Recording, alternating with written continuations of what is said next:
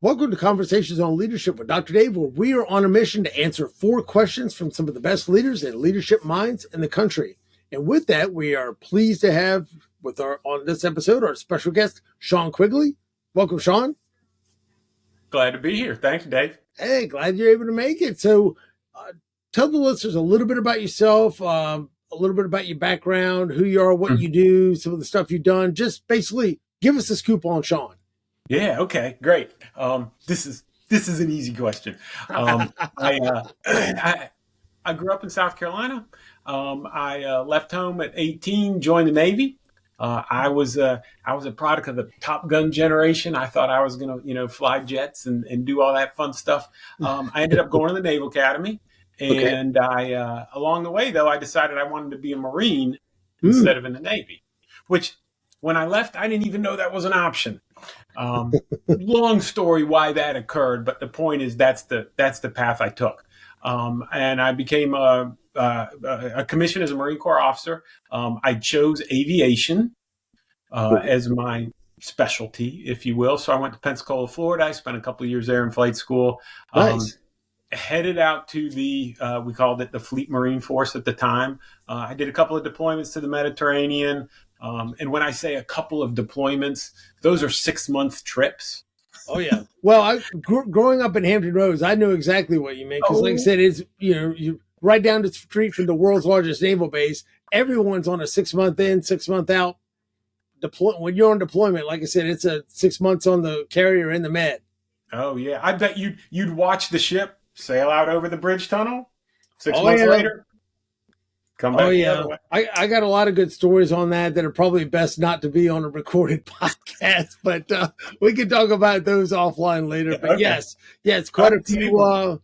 Yes, and although it was always kind of a running joke, I kind of figured like, well, maybe you switch from the Navy to the Marines because you like the greens better than the whites. But as far as the uniforms go, and weren't a big fan of bell bottoms in the 80s and 90s. I don't know, but I did have some. Oh, I figured, but. Kind of the running joke was we always knew that it's like, siblings, the Navy and the Marines clash and fight like, cats and dogs. It said, and to prove it, we're up here in Norfolk and they got to go all the way down to Camp Lejeune to pick them up on the way out to the Med. Like they got to keep them separated when they're not on the ship. Yeah. And there was, and then on the ship, there was dividing lines too. Oh, no doubt. Absolutely. Or the stories. So anyway, you decided you were in the Naval Academy and you decided, it's a Marine Corps thing looks a whole lot better. Hit aviation with the Pensacola Flight School and then. I became a helicopter pilot, headed to New River, North Carolina, which is Jacksonville. You were referring to it. The southern part of North Carolina. I got married right about the same time and spent 6 years there. Our first 2 kids were born. We picked up and moved to Charleston, South Carolina. Nice. Where, I became a Navy ROTC instructor. I didn't know anything about ROTC. I didn't know anything about higher education. But there I am as a faculty member at the Citadel. Outstanding. Yeah, so you were stationed at Havelock? No, I was when I was in New River, that is Jacksonville. Gotcha. Havelock is where Cherry Point is. All right, got it. I remember the Marines out there and you're playing on a stick. Yep, exactly. At Havelock, Marine Corps Air Station Cherry Point is home to the Prowlers and the Harriers. Gotcha. Absolutely. Lots of jets on a stick. You got it. Well, in the C-130s. Yeah, I was going to say, when you go into town, you see the jet on the stick, and it's kind of like, okay, this is an aviation town right here. Yeah, and it's still there. So Havelock's about an hour away from Jacksonville. Jacksonville is Camp Lejeune, where the ground division is, and then the air station. Nice. Yeah. So you ended up as an Navy ROTC instructor. Yeah. Doing a higher education thing. Did that. That was a nice break from the Marine Corps. I'm still in the Marine Corps, but as a faculty member, it's a much smaller group, and our job really is to select, develop, and help facilitate those students who want to pursue commissions in the Navy or the Marine Corps There's some of them are scholarships, some of them are not. But that is one of the accession paths to commissions in both the Navy and the Marine Corps' ROTC. The Army does pretty much everybody that way in West Point. The Navy and the Marine Corps take a little different approach. I thought I was getting out. I was planning to get out. And we found out we were pregnant.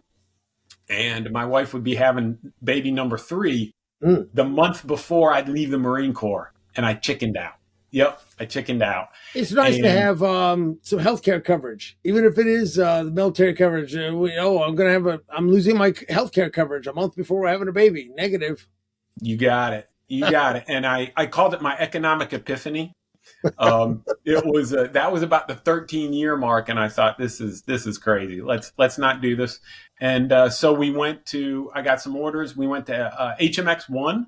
Which is the squadron that flies out of Quantico. We fly the green helicopters with the white tops that land on the White House and other such places. Yep.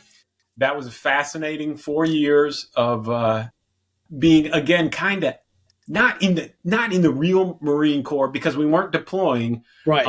We're still supporting Marines in and around Quantico and the DC area, but I got to go some amazing places. Oh, nice. I'm sure it's a pretty interesting helicopter rides in those birds. Oh yeah, it's there's carpet in those things. There's air conditioning. It's completely different. Just the paint job on those things, even back then, which was now 15 years ago, well over $1 million just to paint, to get it just right, because it's got to be just right. So I got to go a lot of interesting places. So did my wife. Nice. They took care of the wives as well. Like the wives got a tour of Camp David. How many civilians have ever seen Camp David? That's pretty cool. Not very many. Not very many. And so my kids along the way, they're growing up with dad doing things like flying laps over the house on his way home. Not every kid gets that. No. And I've got so many pictures of my kids climbing into the cockpit of one or another of the helicopters and looking out. And that was just kind of a standard thing. Nice. And you do that while you have the opportunity. At any rate, after that, we went to Okinawa, Japan. Yeah. The monitor, who's the manpower guys, took a look at my career and said, "Hey, you were ROTC and then you were at HMX. That's 7 years out of the fleet. You got to get back and do something green." And so I said, "All right, we don't want to go back to Jacksonville. If we got to go to California, because there's really only 3 choices: North Carolina, California, or Japan at this point for me." Yeah. And I said, "Hey, if we got to go to California, I would just as soon go to Japan." So we did. And it was fantastic. It was like stepping back in time 40 years. Oh, cool. It was really something. And everything I developed, anytime I traveled overseas, it was America appreciation.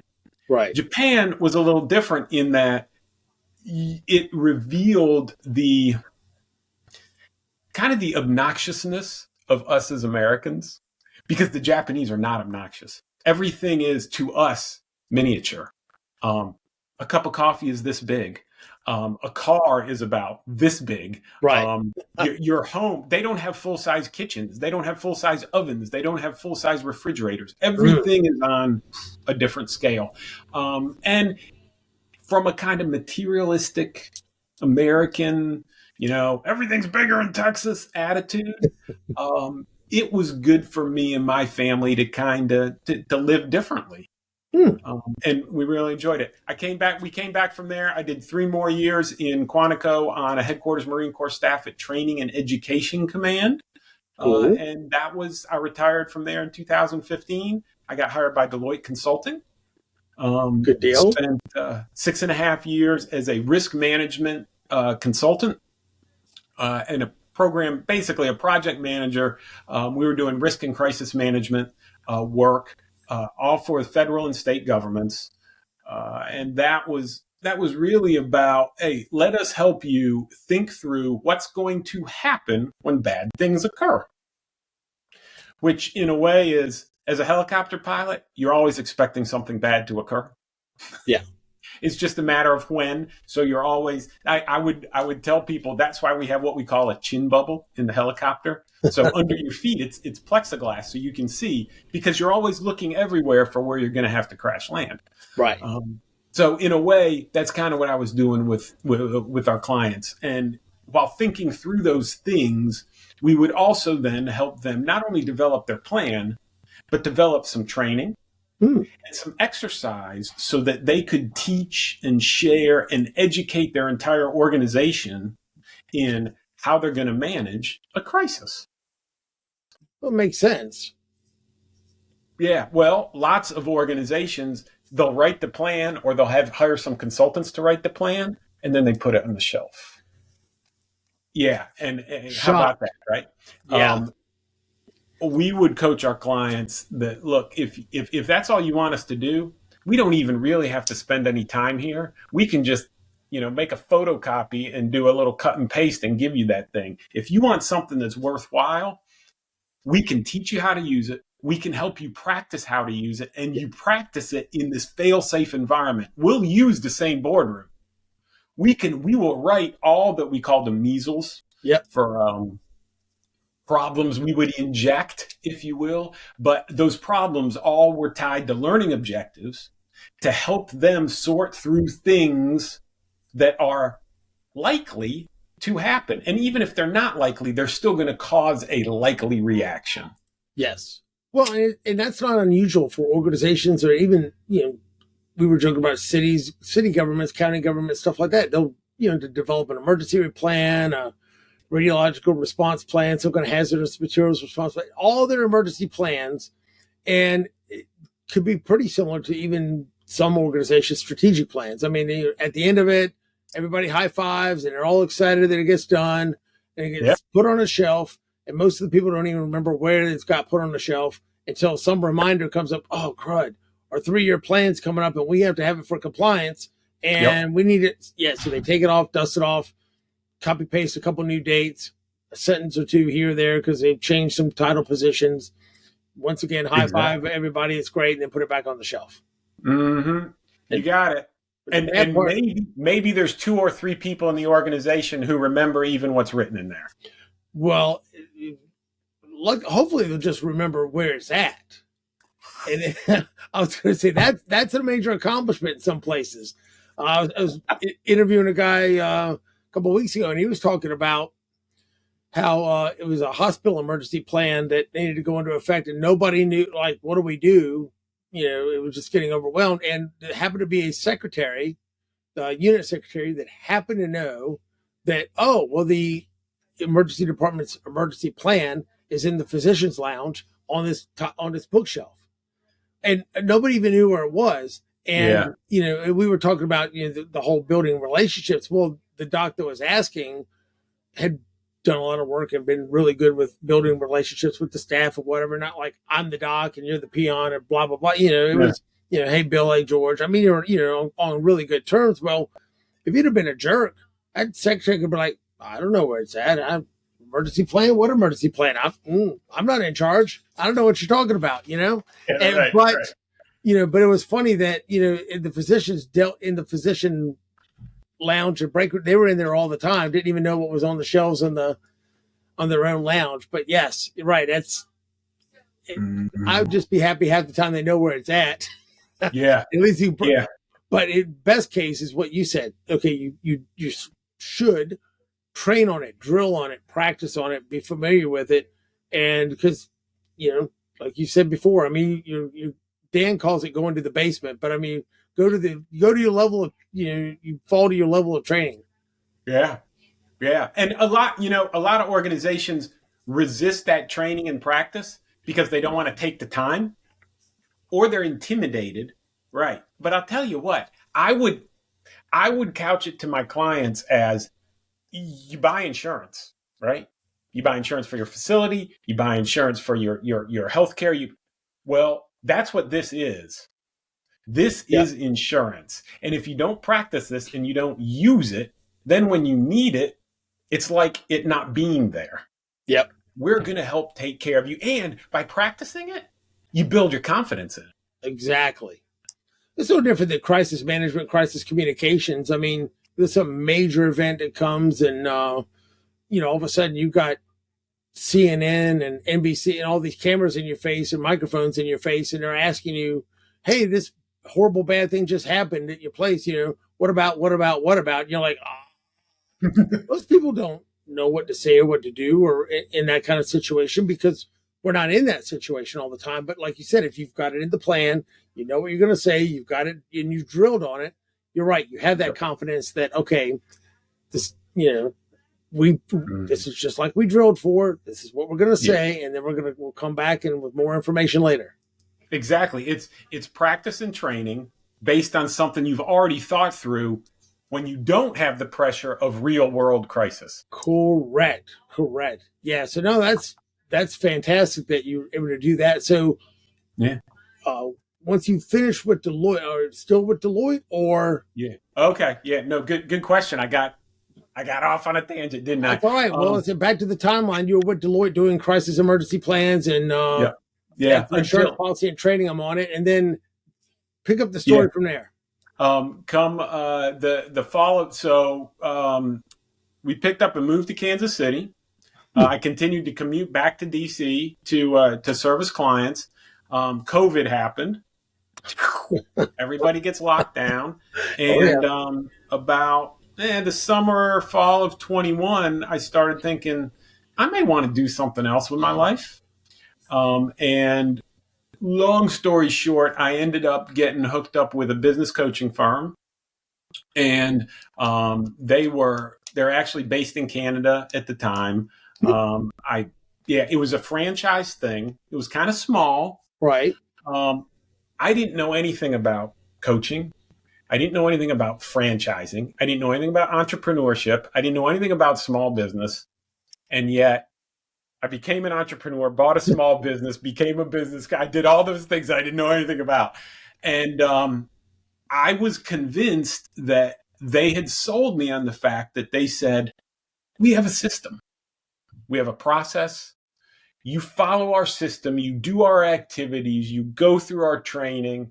Well, I put my whole life in, I'd operate my whole life with the confidence of those sort of things. I did all that. It did not work out for me the way I anticipated. And I ended up selling it, terminating it, basically, moved back to Virginia and created my own consulting business based on the work I had been doing, because I realized I didn't need their materials. The clients I had attracted, I was building all my own content and material for. Nice. I don't need this franchise. I got rid of it. I set up my own. And when I moved here to the local area, I got connected with Crystal Smith, and I joined her team at Crystal Clear Business Strategies. And we continued to service the local community. She's connected me and introduced me to a bunch of people. I've brought some in, and I work on her team. I was doing that full time until this fall, and I took a role with a consulting firm, doing some more of the same sort of project management work I was doing when I was at Deloitte. So now I'm kind of doing both things. I'm doing the training and consulting, and I'm a project manager for some federally funded work. Nice. Well, and I can certainly understand, coming from an aviation background, if someone says, I have a checklist, right? There's a system, there's a process, just follow the checklist. That's what you've been trained to do for 20 years. And you know, typically, and you've taken off and you've landed, and you've taken off and you've landed. And there's been a checklist with every takeoff and every landing. And it seemed to turn out okay. So when they're telling you, we got a system, a process, and a checklist, you're like, all right, ding, ding, ding, I'm with you. Right. Precisely. Right. Those phrases were the things that kind of turned in my head. Oh, maybe this isn't so hard. Maybe I can do this. Some things are just a better fit than others. There's some people that could follow the same exact system, process, and checklist, probably do just fine. There's some people like, that's just not in my wheelhouse. That's just not, I could follow it, but that's just not my comfort level or whatever. Yeah. It didn't matter. Or like you said, you do all the right things and sometimes it just still doesn't work out because maybe that's just not where you're meant to be. Yeah.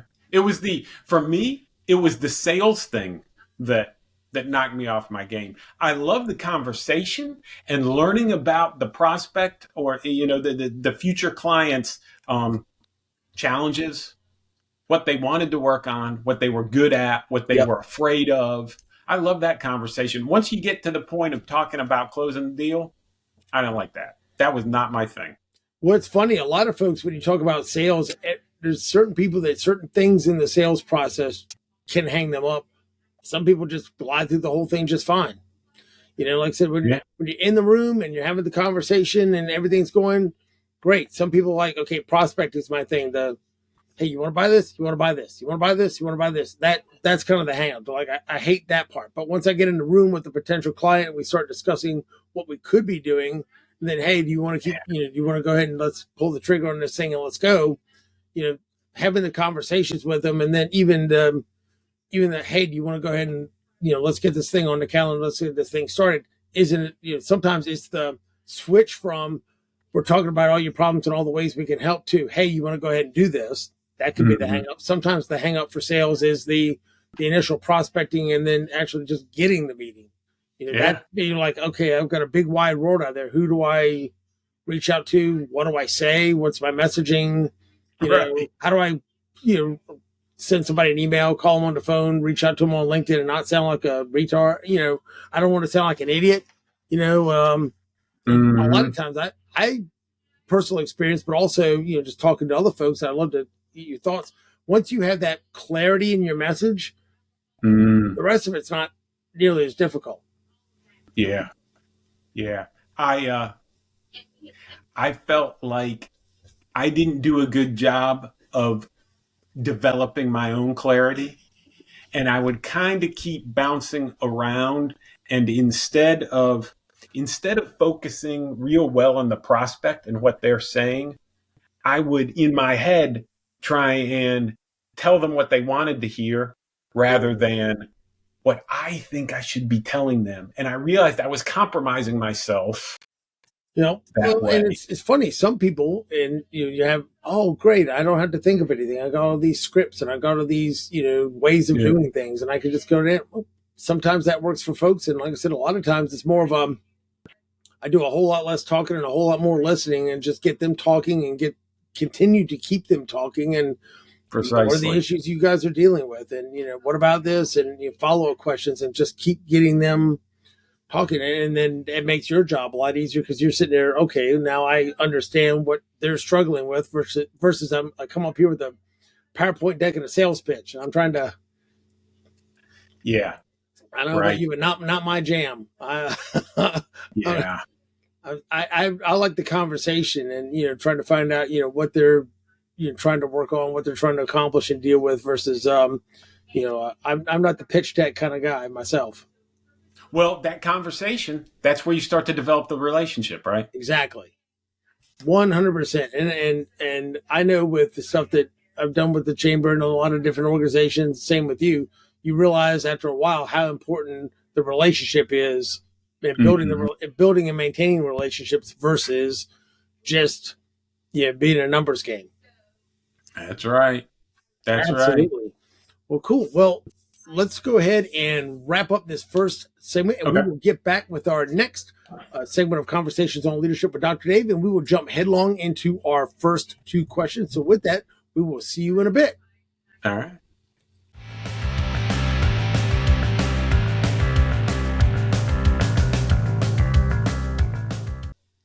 Welcome back to Conversations on Leadership with Dr. Dave, where we are here with special guest Sean Quigley, and we are going to jump headlong into our first question. So, Sean, what does leadership mean to you, and what does good leadership look like?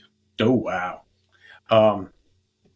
Everybody's got an opinion on this one, don't they? Of course. Yes, you do. That's why I ask. It's not the same every time. I like it. I think the single most important word when I talk about leadership is selflessness, which is a difficult thing to spit out, but think of it as service before self.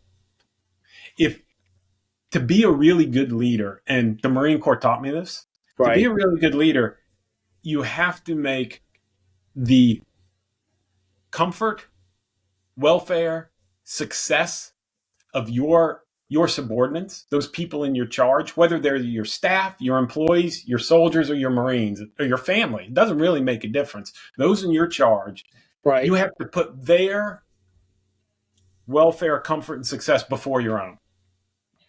And to be able to say that is one thing. To be able to do it and demonstrate it and convince them that theirs really is more important than yours is a hard thing to do. And you don't have to convince them so much as you have to demonstrate it through your own action, and they will notice it. Yeah.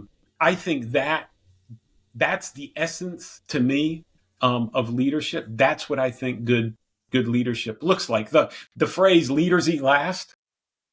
Simon Sinek made $1 gazillion making that the title of his book. Well, you know what? The Marine Corps has been saying that for 250 years. That's nothing new. No. I was taught early on, when we come back from the field in the Marine Corps, you clean your gear.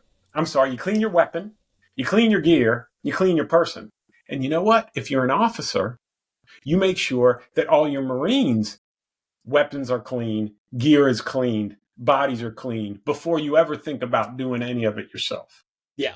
Well, and the thing is, one, he got a lot of that from the book from the services, obviously. Yep. And like I said, they're the ones out there doing the crux of the fighting. I mean, they're the ones out there, like I said, if they're not taken care of, like I said, it's let them go through. And I've had the same experience, even just, you're putting on a 2-day workshop, right? Everybody goes through and, there's something left, great. If not, the students are the ones that get like I said, they go through the line first. The instructors are always go through last, or like I said, the leaders eat last. But you're right. It's serving the people that are serving the customers. And I was talking to a gentleman that was had been in the restaurant industry, and we kind of got a good laugh about, everybody says that the customer is the most important. Well, to a certain degree. I mean, I think Peter Drucker talks about the whole purpose of a business is to obtain, acquire and keep a customer, right? I get it. No customer, no business. But also found out that, you're not the one serving the customer. Your employees are. And the one thing about, look at even somewhere like Chick-fil-A, or there's a lot of other places that are good examples of this. You treat your employees like gold, and they're the most important. The customer-facing employees, you treat them like gold, and then they're going to relay that to the customer and treat them very well. And hold accountable, high expectations, but like I said, treat them, and they know you have your back. Absolutely love it. Where, I was, when we were doing an interview with him, we were joking that, the worst filtration system in the world is a frontline employee, because they can't get crapped on all the time by their boss, right? Right. Treated like mess, and then all of a sudden filter that out and give blue skies and puppy dogs, rainbows and unicorns to the customer, right? They expect this glorious customer service experience to be given out while they're sitting there treating them like dirt. It doesn't happen. You hear you go in a retail store. I mean, they're just, I can't believe so-and-so got it. I'm not staying. Blah, blah, blah, blah, blah, blah. You walk up and you're like 5 feet away. You walk up to the counter and all of a sudden it's like, "Hi, welcome to so-and-so. Can I help you?" And it's like, I just listened to you trash talk every manager, the whole system, the company sucks, everything sucks, you hate your life. Yep. But then all of a sudden it's smiley face on. I'm like, you do know I was like 3 feet away, right? But you're right. That so I look at as a leader, you're serving the people that are serving the customer, or as he put it, like you're serving the people that are serving the people that are serving the people that are serving the customer, depending on how high up in the food chain you are. Yeah, right. But either way, it's a sacrifice. Yes. Right? Yeah. It's a selflessness. It's service before self. In fact, the Navy adopted the motto, shipmate, self. Ship's priority number 1, shipmates are priority number 2. Yourself is, and you come last in that list. Well, I mean, if you're floating around in the middle of the Atlantic or the Mediterranean, I would see the ship coming first, because at some point I'd like to get home, right? And no ship, there's no shipmates or no self, right?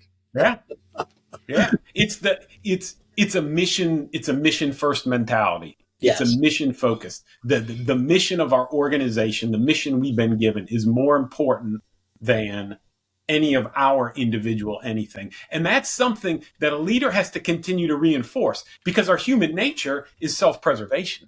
Yeah. Right? It's a real hard thing to tell a platoon of Marines, hey, that we're hiking from here to there because we got to be there by 0430 so we can step up in the attack. And you know what? It's 2100. It's 9 p.m. and we know there's 33-degree median temperature between here and there and 3 foot of snow. So we got to get going. Well, If you haven't developed trust and relationships and they know that you put yourself before them, nobody's going to want to go. No. Nobody's going to do it.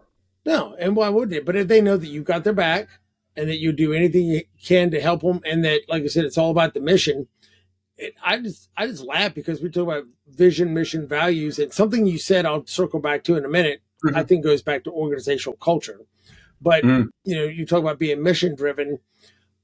One of my biggest pet peeves is when the only 2 times in the organization that you see the vision, mission, values, what we're actually trying to accomplish is maybe in the employee handbook when you get onboarded, and then maybe right on the wall outside the CEO's office when if you have to go in there to get your butt chewed. But pretty much what it says on the wall and what's actually happening don't jive, right? And it really, to me, that erodes organizational trust. And you're like, okay, you're telling me this, I'm watching you do that, because they're thinking that, oh, well, they don't know what I'm doing. Well, no, everybody sees what the leader's doing. Everybody knows more than you think they know, right?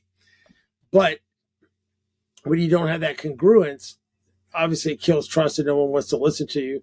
But you're talking about constantly selling it. And to me, I think of that as really organizational culture as one big, huge sell job. Like you're constantly selling. Here's why we're here. Here's our mission. Here's what we're trying to do. Here's what we expect. I mean, you're constantly selling this positive organizational culture, because if you don't, everything, it's entropy. Everything goes down. It gets worse. It doesn't get better. Like, I don't naturally come in more and more enthusiastic every day, and the employees don't get more and more enthusiastic about working here every day. Typically, it's the other way around if there's not some intentional work and effort put into it. Yeah, no, you're right. And that work and effort, that falls on the leader. Correct. Yep. That falls on the leader. I can't remember who I was reading. It might have been Simon. But the profile was of he used the Southwest Airlines CEO, right, from the 90s. Now I'm embarrassed I can't remember his name, but he highlighted the fact that he repeated the same 4 or 5 phrases in every interaction with employees, everywhere he went, over and over. So they always heard the same thing and realized that he was always preaching the same thing, and therefore the mission, the values become something more than just that plaque on the wall. Exactly. It's actually just the way we do business. If I heard somebody mention it, that you're selling it so much and you're talking about it so much, and it's basically in their face so much, eventually, if you hold everybody accountable to that, and the culture, it's kind of like, what are you willing to tolerate? But at some point it just becomes, oh, it's just a given. Oh, that's just the way we do things here. Then you've kind of done your job when it's just old hat and it's habit, and that's just everyone just, oh, that's just the way we do things here. Yeah. Now you've kind of winning the war on organizational culture, because you're like, okay, now it's just ingrained. It's baked in the cake.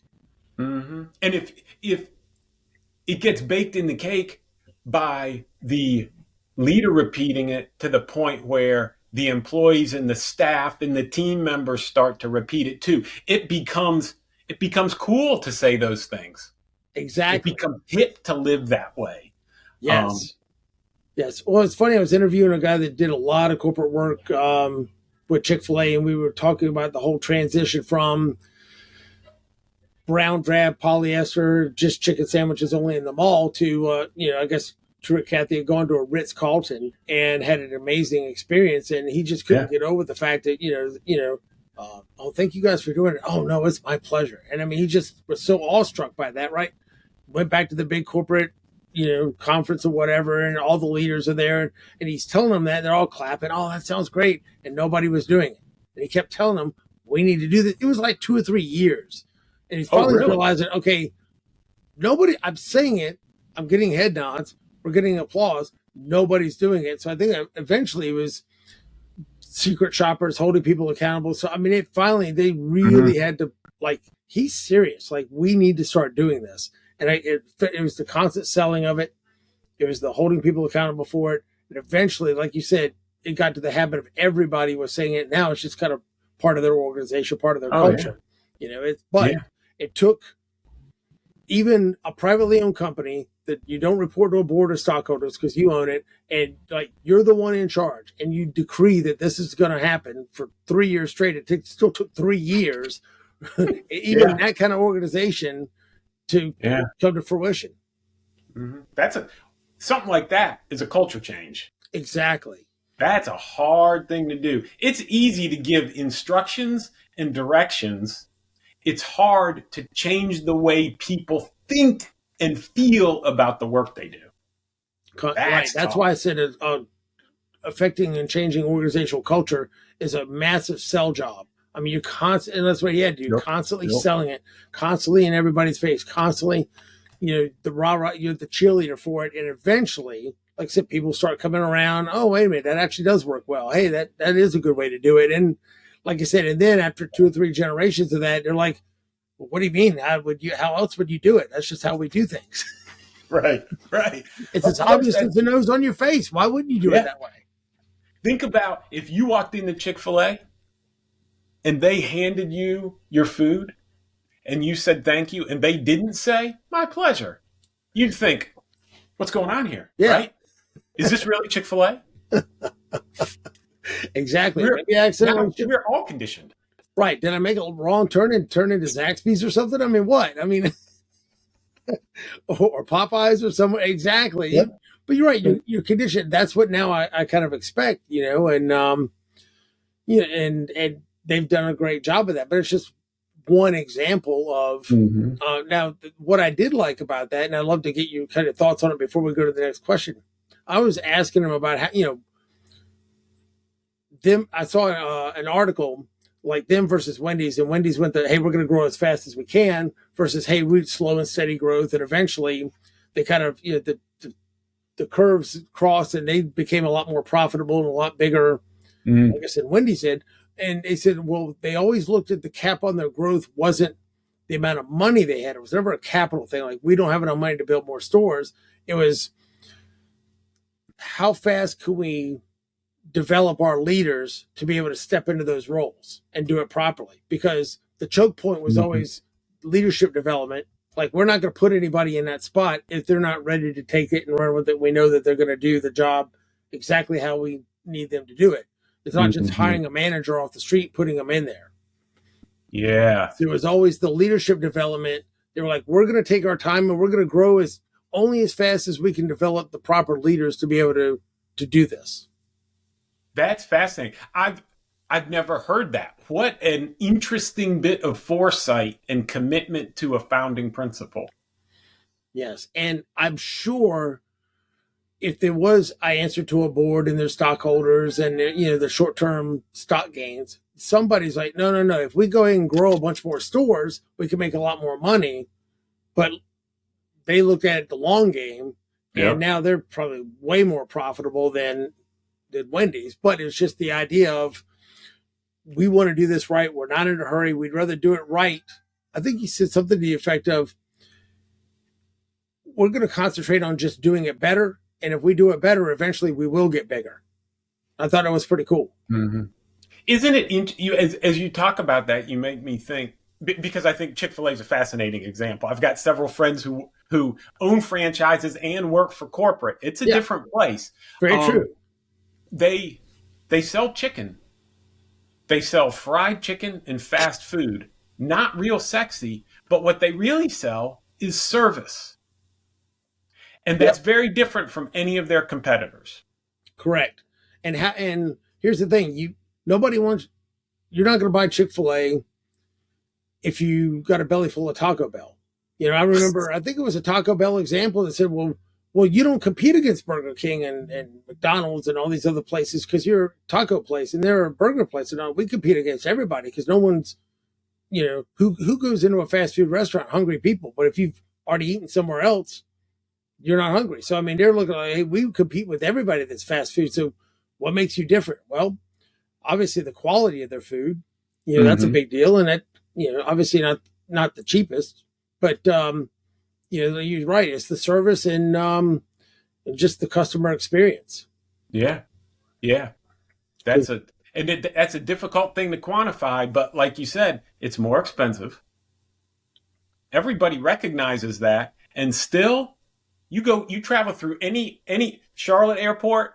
Yep. Anytime I go through there, that line at Chick-fil-A is always doing this, and everybody else is like, yeah, what like, hey, I'm over here. You can go you can get some food now right here. Precisely. What's the difference? It's chicken, but it's good, and everybody treats you like you matter. Exactly. You got high standards of quality for not, like I said, not just the food, but also for the service, and people recognize it, and they don't go where they're treated well, and they'll go where they're valued, and they go where they feel like, hey, they appreciate my business. It's a little bit of being selfless. Yeah. Putting the customer experience before their own. Well, exactly, because that is very intentional, a lot of work over a lot of years to create that kind of a culture, because look at almost every other fast food restaurant that they're competing against in the fast food industry. Most don't go to those links. They talk about, you said, providing service. They sell service. Well, so just because we're selling fast food, which is a low level commodity, why can't we have a top tier Ritz-Carlton experience delivering this low level commodity? Why does it have to be a luxury hotel or resort to get that same type of customer experience, even though we do fast food? Yeah. But I was fascinated. It was the it was the chokehold on how fast they can develop their leaders that was the stifled the growth. Well, that was the choke point on the growth, not do we have the capital to just build stores wherever we want. Yeah. Which That's fascinating. I thought was pretty cool. So speaking of which, hit the second question is, what was the biggest leadership challenge you've had to face? Yeah. Always a fun one. I wish I had an answer that was something, disastrous or cataclysmic or catastrophic. Honestly, the Marine Corps was pretty easy that way. Right. Because we're all trained and developed along the way. It doesn't mean you don't face challenges. Right. But really, kind of my greatest struggle was in the civilian world and consulting business when I was at Deloitte. I had a boss who was, I like to say, overbearing. Being a bit charitable.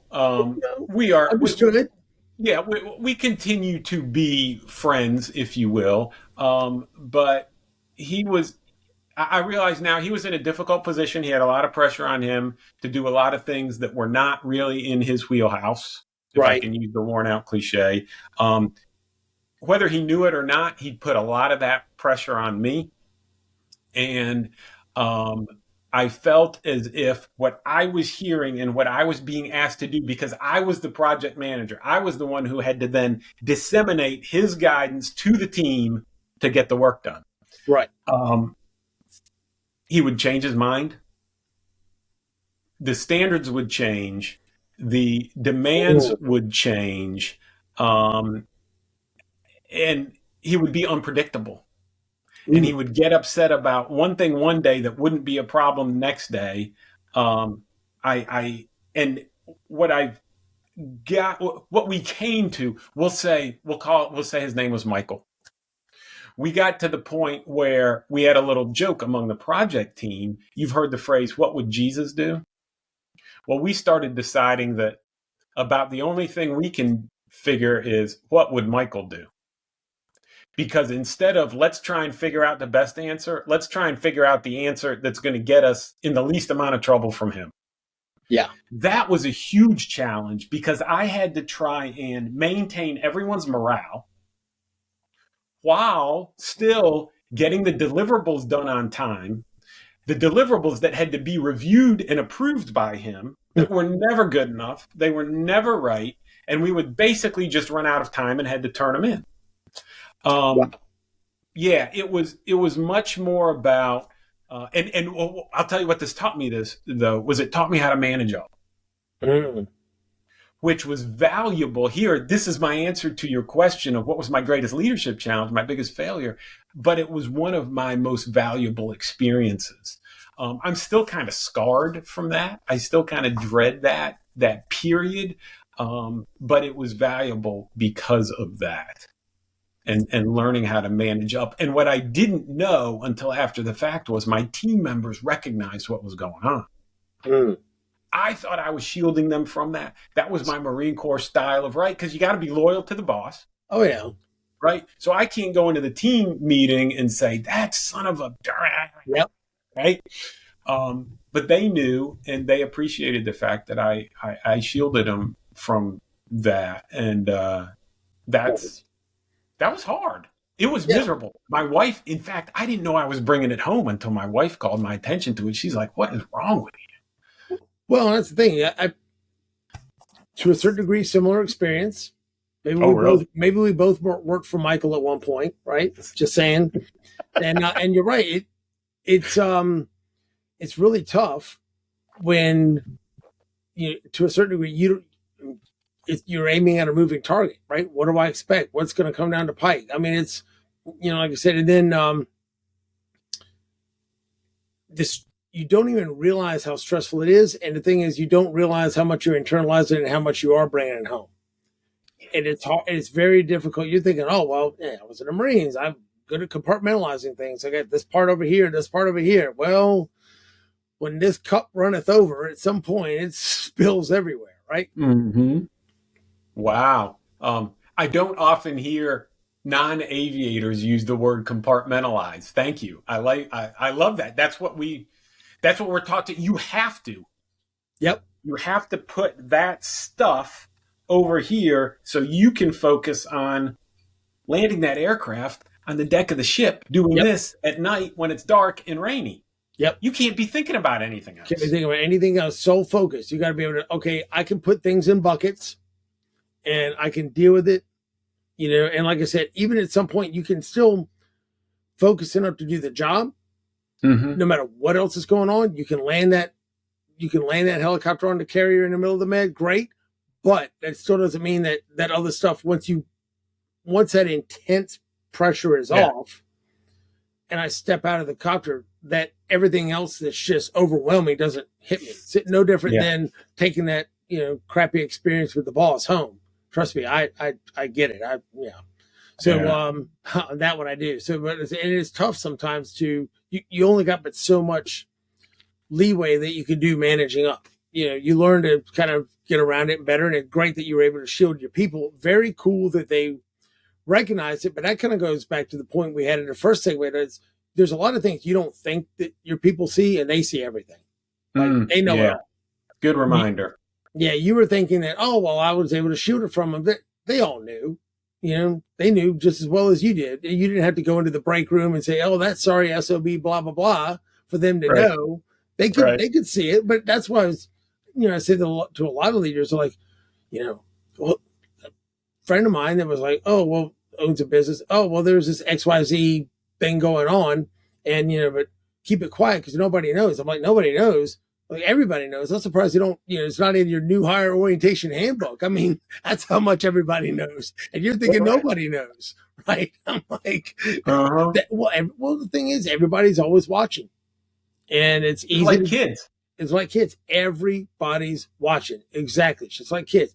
You're not going to say, hey, don't cuss, little Johnny. And you're over there, blah, blah, blah, blah, blah, blah, letting them ride. And they're like, well, or they, okay, I caught you smoking. You're in all kinds of trouble. You're 14 years old. Well, like, yeah, but you go out back and smoke like a chimney. What gives? I mean, they're going to call you on it because no matter how, everybody's watching. It's a good analogy. Just like kids, they're going to see. They know. Yeah. They pick up on way more than we think that they ever do.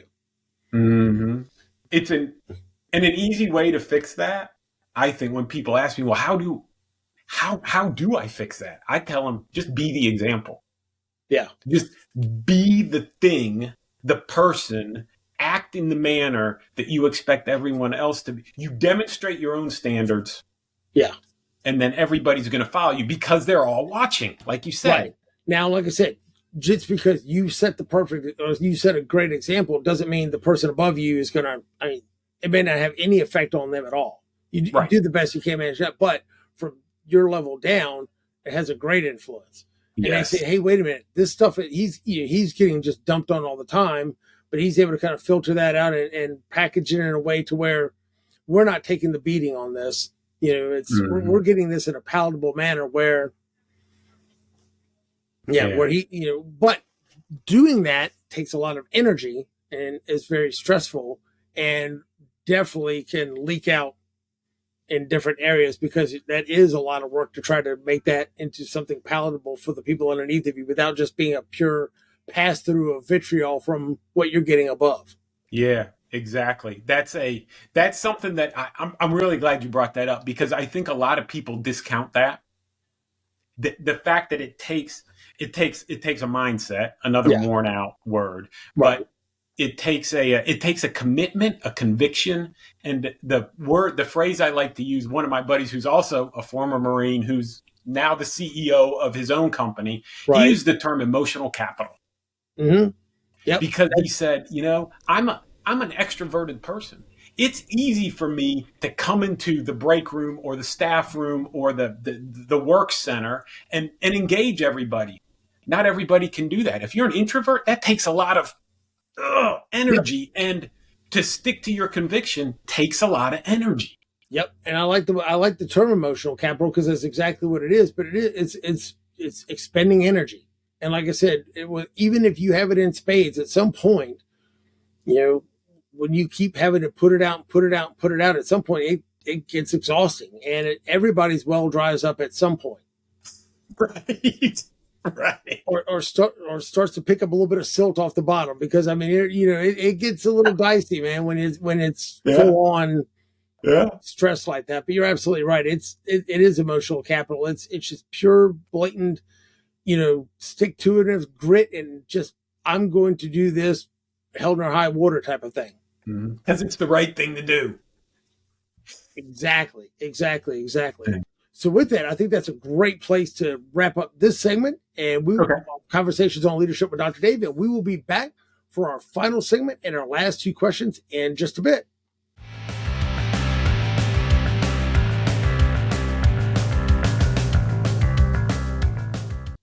Welcome back to Conversations on Leadership with Dr. Dave, where we are in our final segment with special guest Sean Quigley. So, Sean, what do you see as one of the biggest mistakes leaders make today? I think a simple trap that a lot of folks fall into, is forgetting what we said at the beginning about being selfless. And they try and please their superiors rather than serve their subordinates and their peers. Because of that inherent quest for self-preservation and self-comfort. If we please our superiors, we then receive some sort of praise and recognition, which is, it's the reward. We keep hitting the button to get the treat, right? And because of that, we compromise our convictions in many cases, because lots of times those of us who are elevated into, I'm going to say, a manager role. We're talking about leadership, but those who are elevated into a management role haven't been trained or prepared very well. A lot of times not. They need to be a leader at the same time that they need to be a manager, and they get confused on what their priority, where their commitment, where their loyalty really needs to lie. Is it up? Is it down? Is it sideways? And until you gain some experience, you don't know how to navigate that bizarre kind of 4 points of the compass. The up, down, left, and right. It's funny you were talking about self-preservation, because, like I said, the first thing I thought of when he said that was falling into the trap of, okay, if you're looking at it from a self-preservation standpoint, why would you not want to please the boss versus serving the people underneath of you? Because the people underneath of you do not stand in between you and a paycheck. The person above you stands in between you and a paycheck. You got kids, you got a mortgage, you got a house payment. I have to make sure I'm on good footing with them because I need a job. Yeah. See, easy trap to fall into. Very short-sighted. That's very short-sighted, I think, because if you are elevated to that point, your performance is going to be based on the performance of those below you. Correct. Absolutely. Right.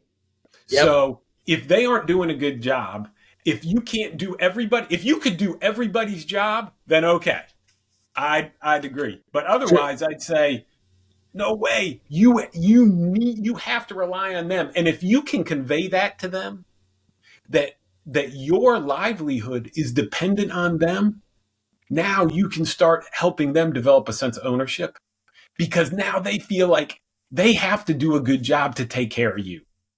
Yeah. Oh, 100%. And if you think about it, like I said, you got to build that trust with those people anyway. But like I said, best case scenario, you're absolutely right.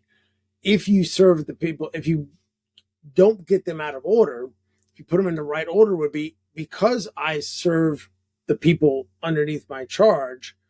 Now I am pleasing my boss because we're getting the results that we need. Bingo. So it's just putting them in the right order. And a lot of times people put things in the wrong order. Mm-hmm. And well, maybe I don't agree with, the boss's philosophy or the way they want to do things or the way they want to treat people. I don't see that as, I don't necessarily agree with it. Well, you always have the choice to leave, but how do you take that and translate that into, okay, I'm going to make sure and, serve and treat my people well, but still kind of to a certain degree, be respectful of, what your boss is trying to tell you to do as well. Because sometimes results speak for themselves. Mm-hmm. Yeah. Sometimes this is a hard thing to do as a leader. You got to be willing to fail or allow one in your charge to fail to learn the lesson. Yes. Right? I mean, think about the big lessons you've learned in life. Most of them probably came because you screwed something up. Yep. I know that's the case for me. Yep. And you realize I'm not ever doing that again, ever. Exactly. And you're an evangelist to everybody that you see. Hey, man, don't do this. I did that. It blew up in my face. Don't do that.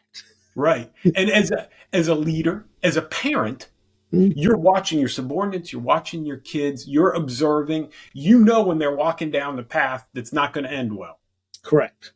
And it's a hard thing to do, to let them walk far enough that they learn the lesson without actually seriously physically damaging themselves, right. Or the project. Yeah. Well, and it's no difference, you could train leaders all the time. You could put them through leadership classes, leadership training. But if you're not giving them projects or things, responsibilities to train on, something that they could fail on, and it's not going to bankrupt the company, have to have, smaller size projects. And you're right. You probably learn more from the failure. One gentleman I interviewed said, sometimes you have to let the train wreck happen. Yep. Oh, I love that. I love that. He said, sometimes you just have to let the train wreck happen because they're going to learn way more. Mm-hmm. And if you've built that psychological safety and then you built the trust and you're clear on what you kind of like I said, commander's intent, you're clear on here's what we want. Here's what the end goal is. And here's where we'd like to try to get there. But they know here's the why behind it. And here's what the end goal should look like, go forth, if they might zig instead of zag, but at least if you made that clear to them, at least they have some guidelines on where to go. And wow, very good, Dave. You sound like you sound like a professor at Marine Corps University teaching commanders intent and end state. Well done. Well, I was going to say, I'm always up for some adjunct work, so we can talk after the. Always talk after. But you're right. Yeah. I mean, but it's items or missions or projects or things that aren't going to, like, the company will collapse if this goes wrong.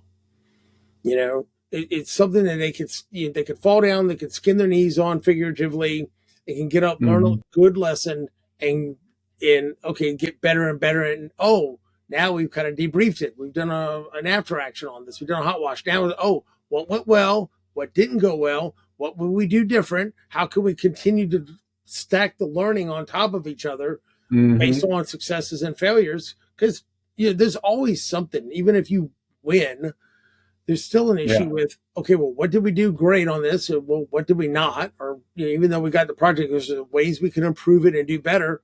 And that iterative process just constantly makes you better over time. That's why we would preach and encourage and write into all our scope of work tabletop exercises, because it's a opportunity for them to fail and fail faster in a controlled, fail-safe environment. And you can do all those things in a real tight loop. And it doesn't really hurt anybody. No, something that would take 2 or 3 days, you can compress into a couple hours. And then, like I said, do a debrief afterwards and just kind of get a general, what would you guys do different? And they learn because they realize, wow, that blew up on my face. Or, like when you're in the tabletop, okay, I got the card. Okay, you're dead. Go sit over here. We'll talk later. Right. Right. Yeah. Oh, yeah. Funny you say that. That was one of our favorite. And in hour 2 of most exercises, we would remove the leader.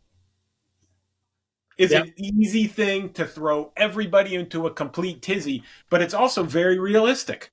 It is very realistic. I mean, get a car wreck on the way there. Something happens. All right, what's your contingency plan? I mean, where you came from, you always know, okay, CO goes out, XO steps up. Okay, it's very simple. Okay, platoon commander goes out. Who's the next in line? I mean, you kind of know what that line of succession is. And I think a lot of projects, companies, different things, sometimes it's not as clearly articulated as it is in other places. Because a lot of organizations don't think about it, particularly small business, because the owner is the owner and the leader and the president and the only decision maker. That's so dangerous. He's the only decision maker. He gets pulled out. What are you going to do? The time to have that discussion is not when the crisis is occurring. No, one of the things something you just said reminded me of a book. One, I love Robert Kiyosaki's Rich Dad, Poor Dad. But I was interviewing a guy a couple months ago, and he didn't realize that there was a series of follow-up books. But the second book in the series, which I think is the crescendo of his work. I mean, that was the best book I think he's ever written. That kind of piggybacked off Rich Dad, Poor Dad. It's called The Cash Flow Quadrant. And it had just a 4-sector quadrant, right? And okay, well, what are you? Okay, and it had different steps. Okay, top line, side, whatever. Different areas of the quadrant. I'm an employee. Okay, I'm self-employed. I'm a business owner, or I'm an investor. And each of them were a step up. So, okay, I'm an employee. I work for Deloitte. They pay me a W-2 paycheck, whatever, man. I put in my 40 hours. I get my check, right? Yeah. Problem is, next step up is very deceiving because people said, oh, I'm a dentist, I'm a doctor, I'm a whatever, I'm a consultant, I'm going to hang my shingle, I'm going to go into business for myself. Well, they think they own a business, and they don't. They're self-employed. They own a job. The company doesn't own the job, they own the job. So a lot of times they'll end up working twice as hard for half the money, but that's a whole different point. But it's theirs, right? But it's sort of like the dentist being, if I'm the only dentist in my dentist practice, and I've got some dental hygienists and some technicians and stuff, but I'm the only one there. If I'm not there to drill the teeth ain't getting drilled. We'll do a bunch of cleanings, you can get some other stuff done, but if I'm not there to do X, it ain't getting done. So if I want to take a day off, I'm not drilling teeth and I'm not putting in root canals, and we're not making, they're not making the money, right? Because you're self-employed. The next one is you go to be a business owner. Business owner is basically like, if you own a business versus being self-employed, you could walk away and go 2 weeks on vacation. That business is going to keep thriving and maybe even grow when you're gone. You've got decision makers in place. You've got leaders in place. You have systems and processes in place to where the business continues whether you're there or not. That's actual a business. And then, of course, investors like, all right, at some point you get enough money, you put in stocks, real estate, whatever, and then you start, that's truly passive income from stocks or whatever. The investment money coming back, different way of that totally different. But man, that difference between I'm self-employed and I'm a business owner, that line gets blurred quite a bit. But the clearest delineation that I saw reading the book was that if you could take 2 weeks off, totally off the grid, yeah, and the business is going to do just fine with or without you, you actually have a business, because you could sell a business. You can't sell. It's hard to sell a self-employed LLC or company, because you're the linchpin. I thought, well, if I buy this and you don't stay, I lose all my money. But if you've got it set up to where you don't have to be here, and I'm just good, I'm fine without it. Hey, great. Now you have something that's sellable. You actually own a business. But no, if you've never read the book, highly recommend it. It's a great, great book on when you're talking about, business in general. No, I like it. I did not know he wrote follow-on. Oh yeah, he wrote actually a lot of follow-ons, but that very second one, that very next one he wrote, called The Cash Flow Quadrant, was literally, I think, the best book he ever wrote. Okay. And that one really delineates those 4 quadrants. And I mean, once you kind of get a grasp of that, you're like, got it. Now all the stuff people have been talking to me about in my business versus on my business, and that all that stuff you hear out there really makes sense, because now I see I'm still self-employed. I actually don't have a business yet. Yeah, I still own a job. I don't have a sellable, scalable business. Yeah, so I love the book. Can't recommend it enough.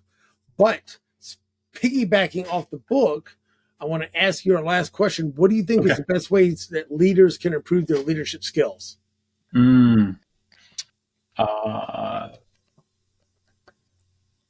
This will be a little list, but it's really one thing. That's fine. Open your eyes, open your ears, shut your mouth, and pay full attention.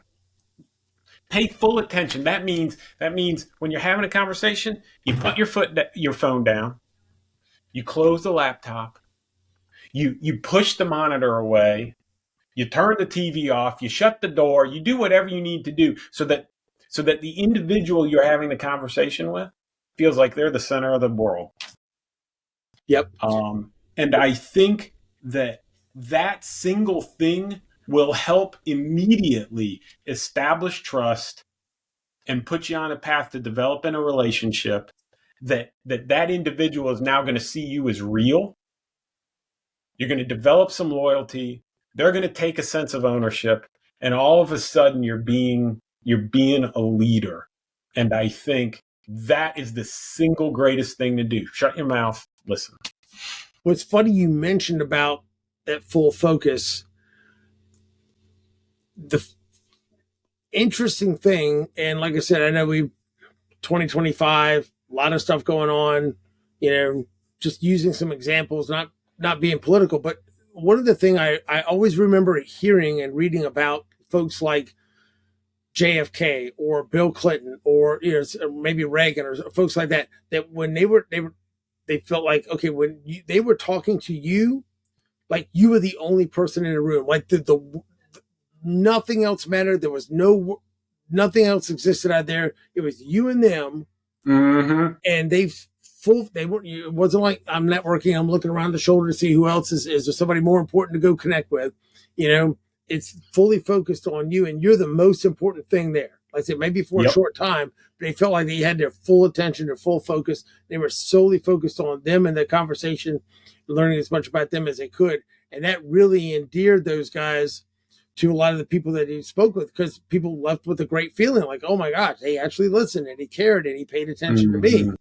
That was huge. Yeah. I've heard similar stories. Yeah. People like that make an instant impression on you, and then you will go tell that story everywhere. Yeah. Well, like I said, if you do that across the people in your organization, that, especially if you're having one-on-ones with your team, I mean, they're like, all right, I just got to check the box and it's our annual eval, and all right, you got a 3.5 on this, a 3.6 on that, and all right, well, overall you got a 3.7, so at least you're going to get your cost of living. So, all right, can you go ahead and sign here and whatever? And that's the only thing they do all year long. Yeah. Oh, it's like, it's what uses of it. I remember years ago in the fire department, I got a same thing, annual performance eval, blah, blah, blah, because they had tied. I laugh. We went from civil service, military type structured step raises, right? Based on year. Oh, yeah. Okay. And they've sold everybody on, oh, HR is going to this pay for performance. It's going to be great. And the way they made it sound like you do a great job, you make even more money than the step raises, whatever. Cool. We switch over to the, which, I mean, it was out of our hands. We weren't, the department was the decision maker on that. So they go to pay for performance and then don't do performance evaluations for like 3 or 4 years. So they don't have to give raises if they don't actually evaluate your performance, do they? Ooh. Yeah. But I laughed when they started. Yes. Now, when they started doing them again, what I got a chuckle out of it, well, I do now, not at the time. Let's just say it was a January to December 31st thing. So you're like the second week of January, right? And this, he's going over the stuff. He's like, well, there was this incident on February 3rd where blah, blah, blah, blah, blah. And that kind of irritated me. So I took some points off of that. And I was like, are you joking? Like, so if I didn't know that bothered you, and if you'd have said something in February, like 11 months ago, when you first saw that, I could have changed that right then because I had no idea that that was something you didn't like. But now all of a sudden I get dinged on it. Oh, I was mad, dude, at the time. I got dinged on it for a performance evaluation for something I had no clue on. But that was the only feedback you got was that once a year. I was like, man, just no. Constant feedback, constant talking to them. But like I said, just being present with their when you're doing one-on-ones with your team is huge. But yeah, that now I laugh at it. It's just funny. But at the time, it wasn't that funny. It affected my raise. I'm like, for that year, I cost a living for that year. And I was like, yeah. Oh, so I get 2% instead of 4 because, or I get 3% instead of 5 because of this stupid thing 11 months ago that you never even told me about. I could have easily tweaked. Stuff happens, but yeah, that's a lesson learned where, somebody else's mistake for not communicating, but you realize, hey, that was a really stupid thing to do. I want to make sure I never do that when I'm in that spot. Mm-hmm. I don't think you and I had talked about this before. I didn't know you were in the fire department. Did the department have any sort of formal leadership development program, or was it you just got promoted into leadership position? Ish. And I say ish, informal. So, for example, you had to be there a certain amount of years out of rookie school before you were eligible to take the lieutenant's exam for the first time. Mm-hmm. There were certain classes that were required, although they didn't put them on. And then there were some that were kind of encouraged. Like, for example, it didn't matter, lieutenant, captain, battalion chief. They gave a certain amount of points for education. If you got a bachelor's, or you've got an associate's, it's X number of points. For bachelor's, so many points. Master's, so many points. Okay, cool. So you knew you could rack up some points from that. Yeah. Then they would have certain, like National Fire Academy, Department of Fire programs for the state. There were certain accrediting organizations that would have certain, it was funny, they all came in threes. Like for a fire lieutenant, they would have this one class called Managing Company Tactical Operations, right? And it was a preparation, operations, execution, whatever. It was three different, it was a weekend class for each of the 3 modules, but you had to have all 3 of the modules for the course to count. And gotcha. I remember from FEMA and the National Fire Academy, they had its leadership class. It was leadership 1, leadership 2, leadership 3. Well, they had to require, okay, you got to have all 3 to get, of course, the State Department of Fire programs would have a, fire officer 1, 2, and 3, and they had a 4 for chief level. But then same thing with instructors, right? They had, instructor 1, instructor 2, instructor 3. So it's funny how they had all these modular classes and different things in some like one-off specialty classes, but a lot of it was not really a lot of formal leadership development that they offered in there, but it was okay, who is willing to go out and spend their weekends and spend their days off? And there was a bunch of us that kind of came up together, and we would spend our first 3 or 4 years almost every weekend we could get pile a bunch of us in the car and go all over the state of Virginia, taking all of these different weekend certification courses. Because a lot of it at the time, they didn't do any of those online. Oh yeah, you physically got to go. Physically got to go. Yep. This is the early 90s, mid 90s, and it wasn't a whole lot of online anything. And so you physically had to go for these weekend classes. But eventually, I mean, you end up kind of piecemealing it together after going through all of these classes. And they all kind of build on each other. Eventually, they mandated a lot of the incident command courses. So there were a few. It was very few. FEMA first started coming out with the ICS 100, 200, the stuff that you could take online. The 100, 200, 700, 800. And then when you started getting into more of your command levels, like your ICS, your incident command system, 300 and 400 levels that were more week-long classes, 3-4 day classes, big, long, tabletop exercises, really started getting involved. Those were in person, and those were a lot bigger of a deal. And like I said, those were required more for, battalion chief kind of mid-level command and up. You had to have those larger incident command classes, but so they didn't do it, but there's some loose structure in place where you could go obtain a lot of this on your own if you were willing. Where I think a lot of places probably bigger departments maybe had structured leadership development programs for their officers, and they may have done that, after I left. But, when I first started, it was a whole lot of, well, here's the classes we require that you have to have. Like, okay, maybe you have to have a minimum of instructor 1 and officer 1 to take the lieutenant's exam. Well, guess what? Everybody was going to take that.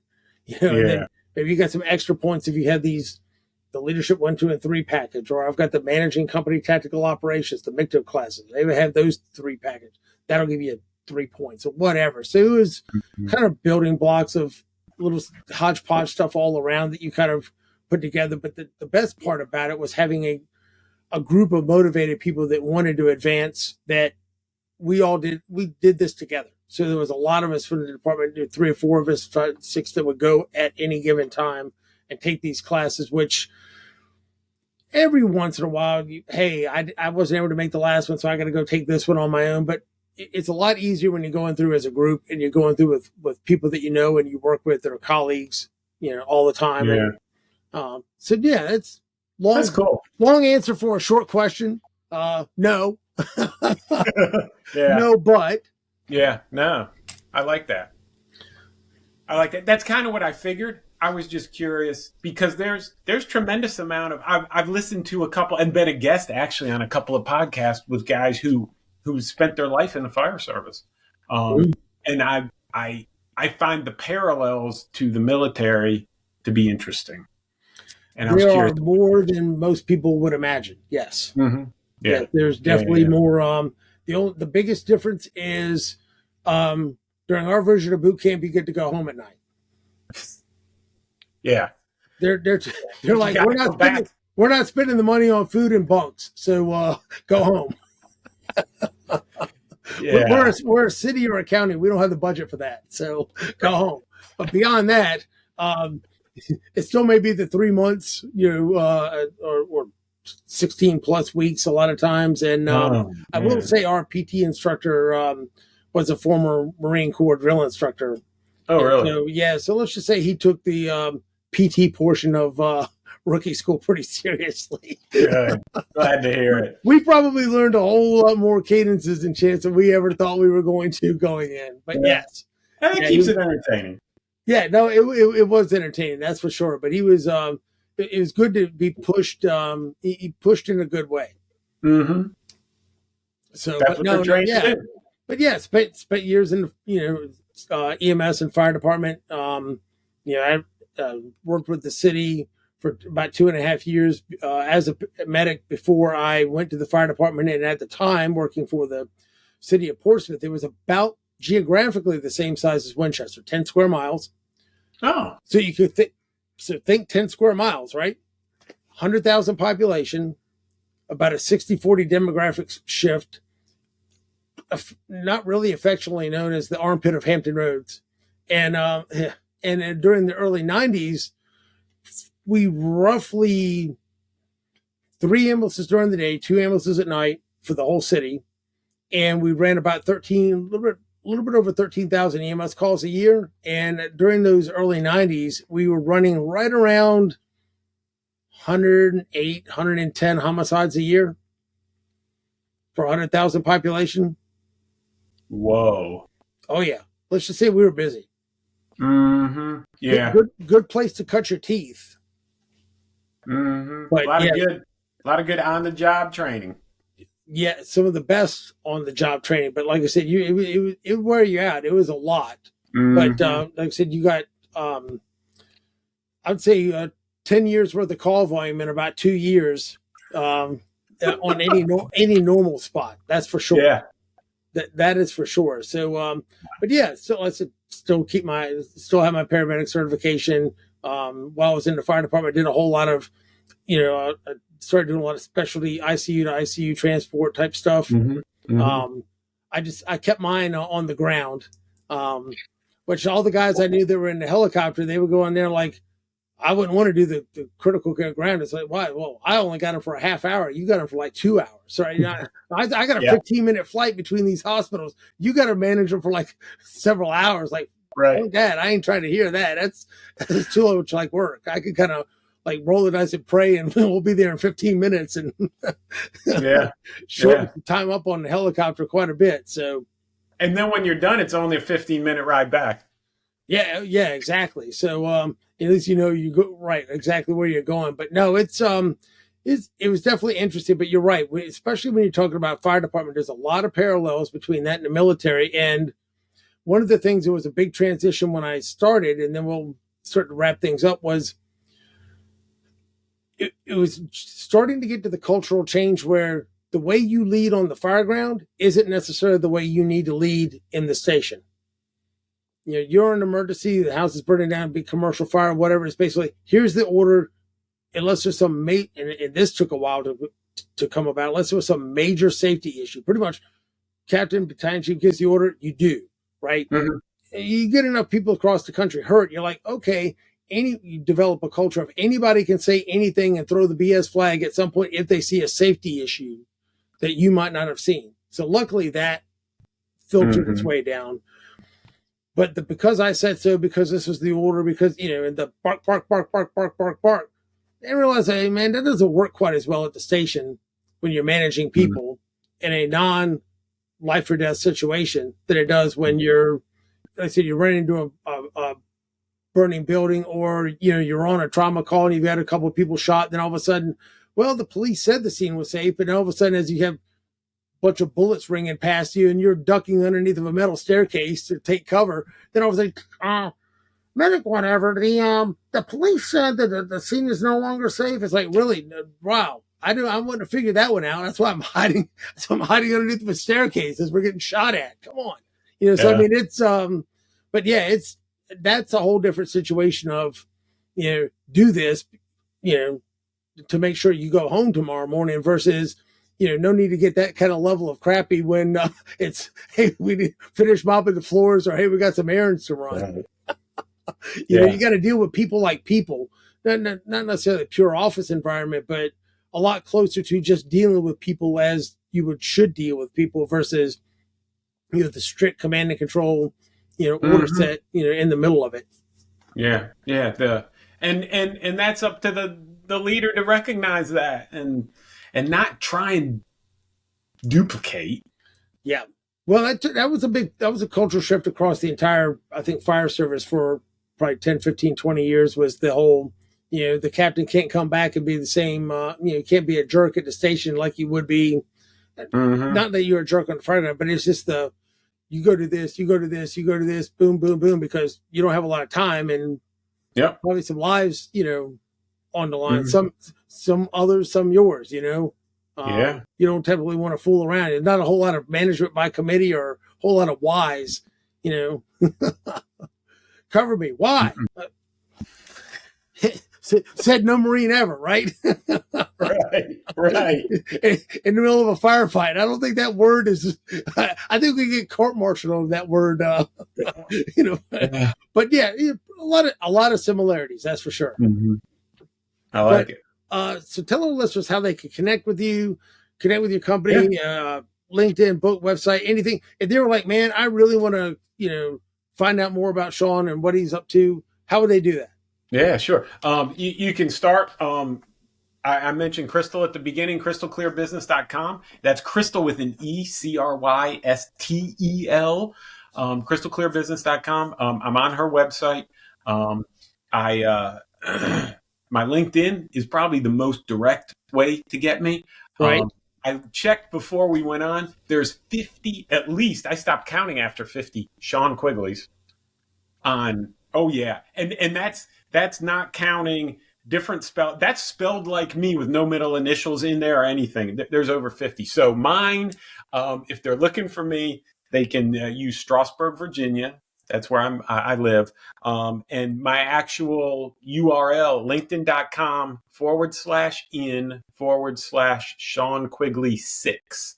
And we'll have the link to that in the description so people can click on that and go check that out. And there's a link on there to the website for my own consulting company as well, Nighthawk Consulting, so they can find that there too, and they can read a little bit more about some of the work I've done. But Crystal Local is the easy one, LinkedIn, and that'll take them to Nighthawk. Nice. Like I said, we'll have links to all that in the description. And like I said, I would encourage anybody to reach out, connect with Sean on LinkedIn. Like I said, check out some of his other stuff. And with that, any parting words of advice for our folks? Open your eyes, open your ears, and shut your mouth. I love it. 3 things, easy to remember. All right. Well, this is it. We're going to, for this episode of Conversations on Leadership with Dr. Dave, thank you again, Sean, and we will see you guys next week. Take care. See ya. Thanks, Dave.